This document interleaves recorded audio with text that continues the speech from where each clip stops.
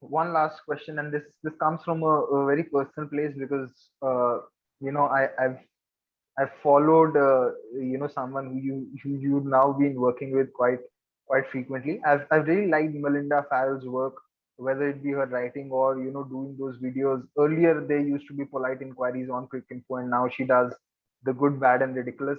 How's the equation between the two of you? Because as a viewer, it comes as which is something very natural and just about two friends having fun together and discussing the sport that they enjoy. Uh, how really is it working with her? Oh, no, no. It is two friends just having a chat, having a conversation. I mean, we're similar people, but in many ways very different. Like Mel is just honestly, and I don't say this about too many people. She's just like the nicest person you can meet, like a genuinely nice person. I mean, she's one of those people. She's scarily nice. Like to the extent I get scared of how she can see the positive in everything and everyone in the world. Right? You'll rarely hear her talk, say a one bad word about anyone else, like whether they're there or they're not there. And she just has this positive energy and positive vibe about her wherever she goes, whichever room she enters. And I like to believe I'm a pretty positive person as well. I'm the eternal optimist. Like I always think that I live for 150 years. Yeah, but I know I can't. But it's just that ever since we met each other in 2014, we weren't this close as we are now, but we were like we just bonded, like we just randomly bonded. The first thing I was saying this on Good Bad Ridiculous, yes, day before, is she used to have a show called Mel from the Ground. This is for she was when she was still working for Crick Info, and it's in the early years of Crick Info. And I toured Australia in 2014, and I'm a heavy metal guy. I think one of the questions I saw on Twitter was, which is the greatest heavy metal album? It's of course Rust in Peace by Megadeth. But I just randomly started singing. I'm just Mel from the Ground. It's some Jennifer Lopez song that I'd heard in a mall or something. Nothing wrong with listening to Jennifer Lopez, but I just really haven't really heard too much of it. In fact, last night I saw a long documentary with my wife on Katy Perry, and I did not know anything about Katy Perry, and now I'm a fan, like knowing her story. But anyway, similar people's person, like every person has a story, real story. Katy Perry, MS Dhoni, the same. But yeah, so that's how our relationship began. I used to I'm very bad with my dance, but I used to do something like that and sing "I'm Just Mel from the Ground," and she started singing it, and that's how we became friends. Sid Monga played a big role because she was Sid Monga's colleague, and Sid Monga and I were all like joined at the hip during that tour. In fact, so Mel being Mel shot this video of the whole tour. It was a long tour. It was a 2-month tour. This is the Philip Hughes, when Philip Hughes passed away, that tour, followed by there was a try series, And and then then the both of World us Cup. left. Then the World Cup. So we didn't stay for the World Cup, Monga and I.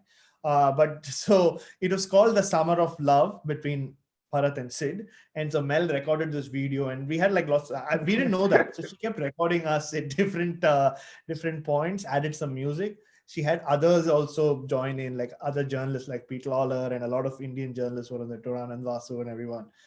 And she compiled that video. I we knew we were in love with each other, Monga and I, but we didn't know other people knew about it then. We didn't know it was public yet. So that was the first tour, and then over time we just like would bump into each other, and the chemistry is very real. It's our friendship is very genuine that way, in the sense, like I said, those are the similar. That's where we're similar in terms of being positive and being boisterous. Like she's much more boisterous than I am. I'm just talkative. She's just she'll jump around, she'll hug people. She'll just, if Mel walks into a room, you'll hear her before you see her. Mel's coming.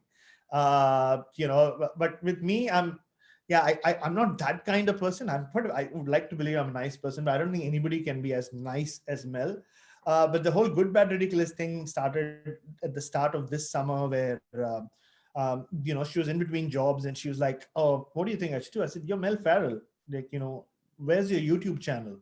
She said, "Yeah, it's there, but I don't know." I said, "Do stuff, see how it grows." And then Gav Joshi and I, who I shared the caravan with, we gave her this idea and it just took off. And initially she tried doing it with a lot of people. So I used to be a guest star, and she did it with Adam Gilchrist, and she claims that's what put her on the map. But of course, I believe it's me. And then, of course, the Adam Gilchrist thing went viral. Like, she got a lot of subscribers.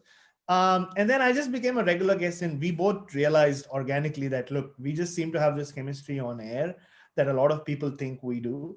Uh, I'll be the co-host, and we should do it together. And that's how it began. And yeah, I mean, I had the pleasure of going and visiting a family in Orange, because I was stuck in New South Wales after the series ended, so I couldn't come back home.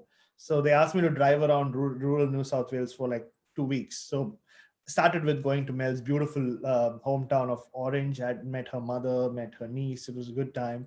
And yeah, I mean, we've just become really good friends. Like, yeah, I mean, even though, like I said, apart from the positivity, we don't share anything in common. But yeah, cricket, and she is a proper cricket nut. Like, she watches a lot of cricket, to the extent, like, when we prepare for our shows, I have to catch up. I'm a very reluctant cricket watcher. If I don't have to watch cricket to write on it, or because I'm working on it, I don't watch cricket. I'll watch wrestling, or I'll watch something else, like, anything but cricket. But she's just like on the job. Like, there's a lot we can learn from her enthusiasm for her job, enthusiasm for life, and also that dedication. I mean, she was a one person army for many years, right? When she was working for Cricinfo, she used to carry all that heavy equipment and shoot the video, edit the video, produce the video. So yeah, and yeah, one of the most liked characters in cricket around the world, and for good reason.